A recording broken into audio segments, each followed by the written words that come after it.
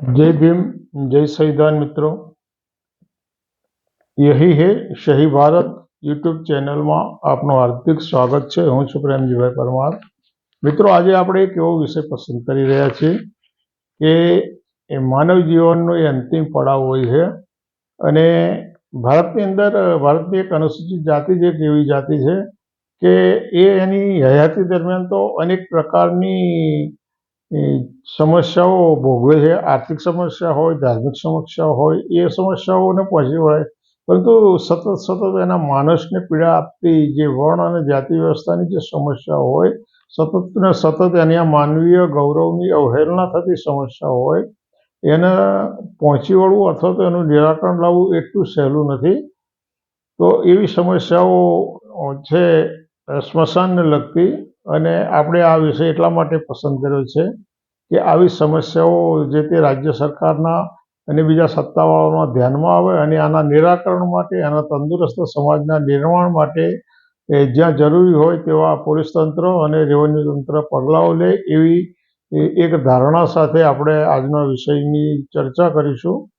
તો ભારતની અનુસૂચિત જાતિ સિવાય અને બીજા ધર્મના લોકોને આ સમસ્યાઓ क्यारे नड़ती नहीं अथवा तो एने आ समस्या भोग नहीं बनवू पड़ू, परंतु अनुसूचित जातिना नागरिको एनी हयाती दरमियान तो आ समस्या भोग बने छे। पण एना मृत्यु पछी पण घणा बधा गामोमां अने घणा बधा परिवारना लोकोए आ समस्याओं भोग बनवू पड्युं छे अने ए छे ए मानवीना अंतिम विधिनी एना अंतिम संस्कारनी समस्या।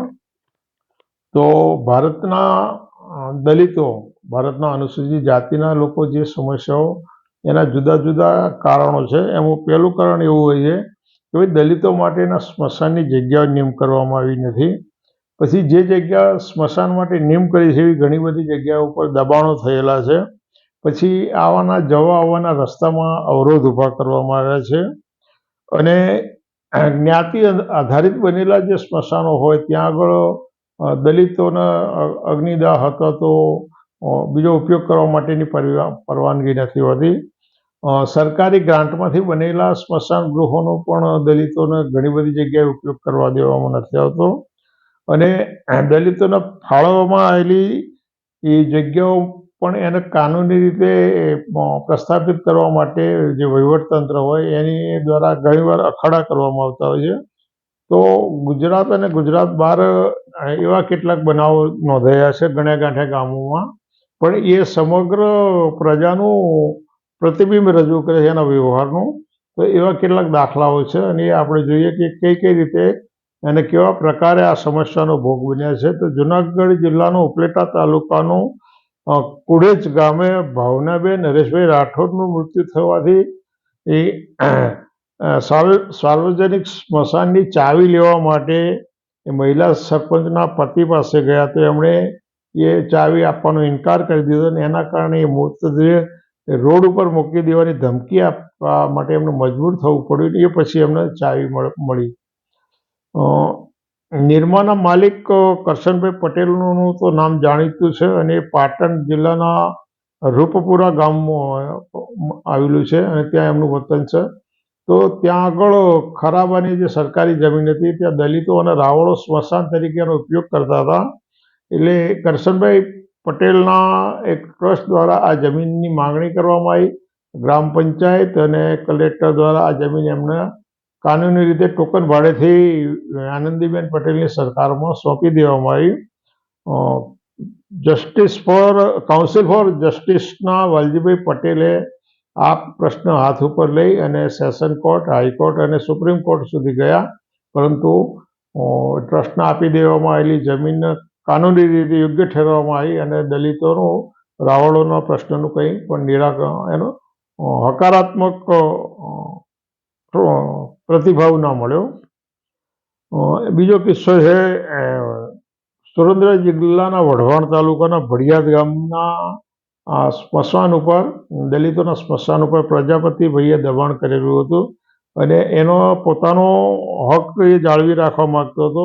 एटले दलितोए पोतानो हक जाळवी राखवा माटे सेशन कोर्टमां जवुं पड्युं। प्रजापति भाई હાઈકોર્ટમાં ગયા, પણ સેશન કોર્ટનો જે ચુકાદો હતો એ હાઈકોર્ટે મંજૂર રાખ્યું અને દલિતોને એનો કબજો એટલે એનો હક સોંપ્યો.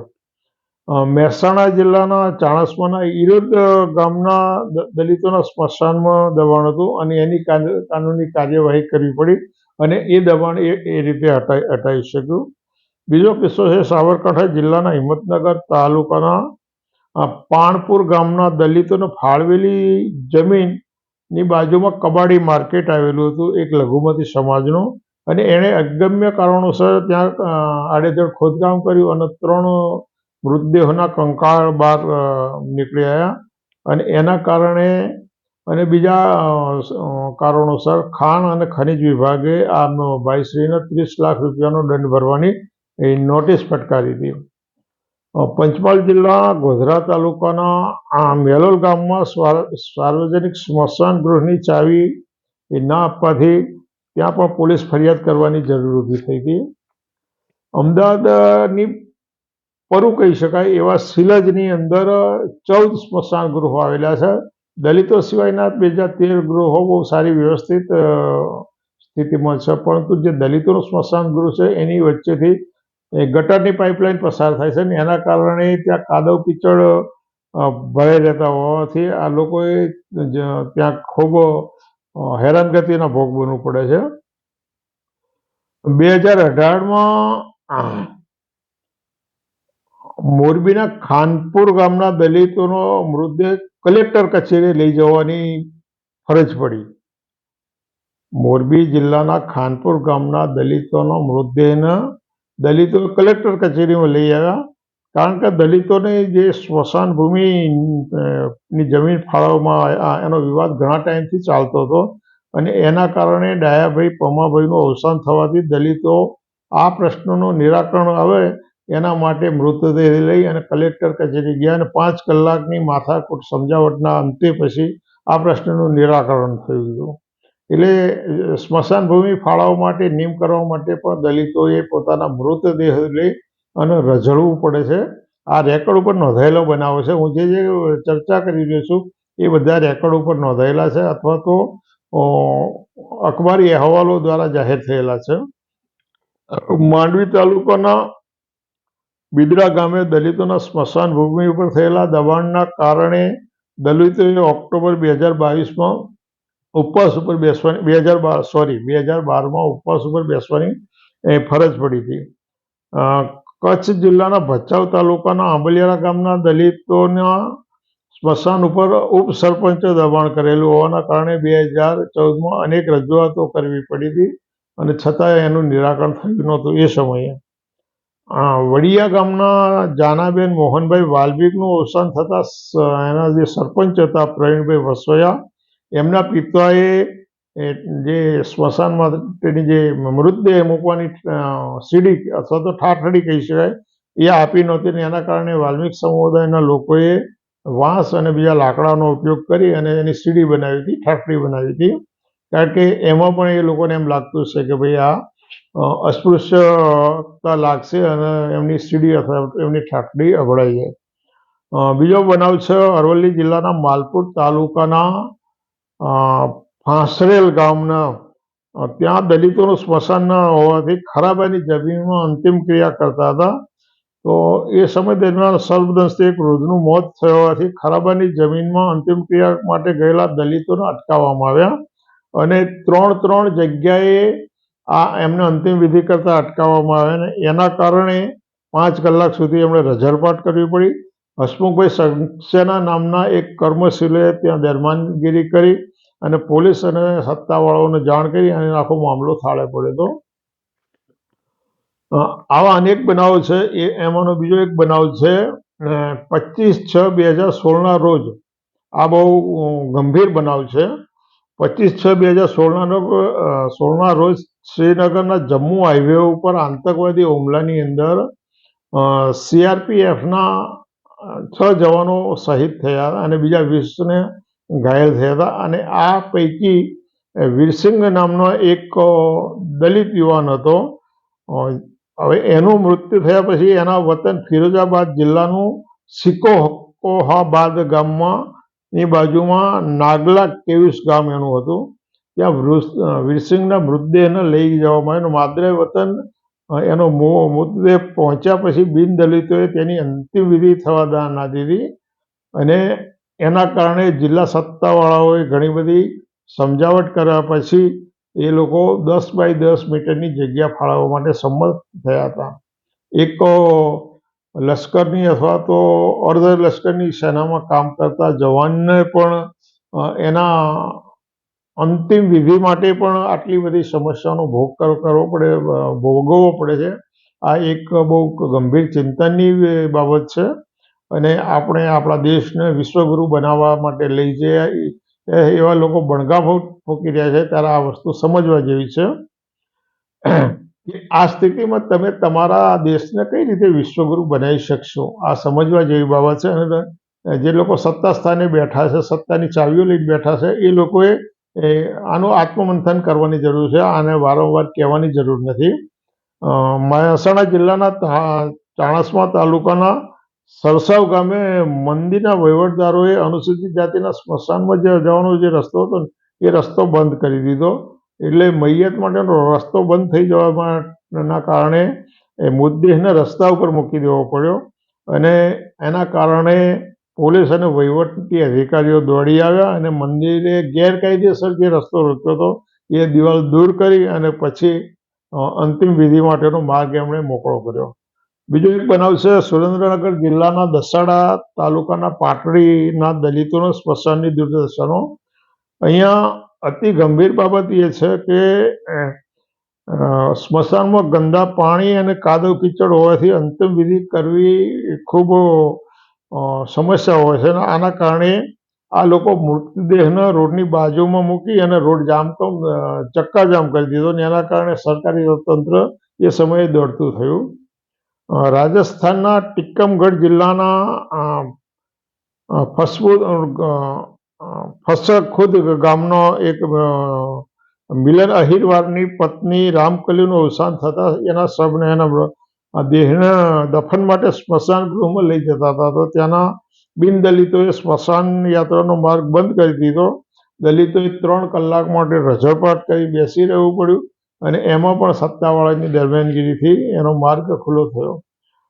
મધ્યપ્રદેશના મોરેના જિલ્લાનું અંબા તાલુકાના ભદોલી ગામના દલિતો અંતિમ સંસ્કાર માટે મૃતદેહને સ્મશાન યાત્રાને લઈ જઈ રહ્યા હતા ત્યારે ગુંડાઓએ એનો માર્ગ રોક્યો અને એ જમીન એમ કે ખાનગી હોવાથી તમે એનો ઉપયોગ ના કરી શકો એવા બહાનાના કારણે 4 કલાક સુધી મૃતદેહને એમણે રસ્તાની ઉપર મૂકી રાખવો પડ્યો, ફરિયાદ કરવી પડી અને પોલીસે આવ્યા પછી અંતિમ વિધિ આગળ થઈ શકે છે.